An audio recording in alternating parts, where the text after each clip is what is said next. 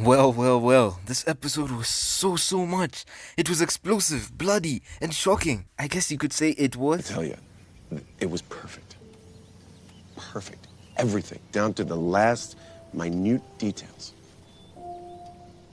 In the last moments of the episode, we managed to see the Godolkin team turn on each other. We got to see Sam and Andre fight each other. It was rather interesting because knowing that Sam was made to not feel anything, so he would have probably gone all out on Andre. But you know what? Andre didn't immediately die to him, so it shows that he actually can hold his own in a fight. Next up, we got to see Marie learn more about her powers, mostly when she was fighting Maverick and learning to use her abilities to find him by sensing his blood. We also saw her give the girl with laser vision a sort of heart attack, showing that she can actually fight from a distance and can use other people's blood against themselves, since she is capable of blowing them up now, just like Victoria Newman. And the coolest one of them all, we also got to see Marie blow Kate's arm clean off right before she had the chance to touch Jordan. This to me showed that Kate absolutely has no defense if someone attacked her from a distance.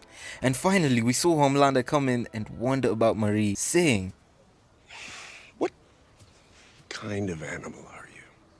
Marie then tried explaining herself, and we see her getting hit with the laser vision. If you remember the scene where Homelander and Butcher fought in Herogasm, we saw that Butcher's laser vision managed to hit Homelander right off his own 2 feet and burn straight through his clothing. So it would be fair to say that their laser visions are of the same strength, since we saw them both use it against each other. So Marie is really strong. And after Marie gets hit, we see it fade to black. And after that, we see them in a vault room without doors, where they are likely being monitored but still getting necessities and luxurious things, like the drink we see Emma with. And then we see Homelander with his sinister smile while watching the news, likely because he knows that he's managed to save his own reputation and completely hide the identity of the Woods. In the credits, we then saw Billy Butcher come through, and it was so refreshing to see him. And I think he is the one who was on the other side of the call when Shetty revealed the truth about the super virus. It was such a nice way for them to implement Butcher into Gen V, and I feel as though we will see a few of the Gen V like wholeheartedly because it has carried the same energy from the boys. The same sinister issues with dealing with major corporations to the small men in the whole thing. And the way they deal with the political issues is such a beautiful thing.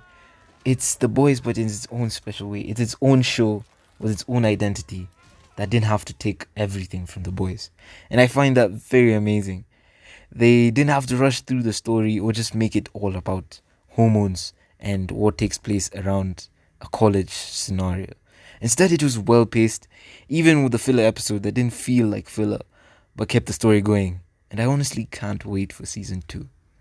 So that's all from me right now. If you liked the video, subscribe. Bye.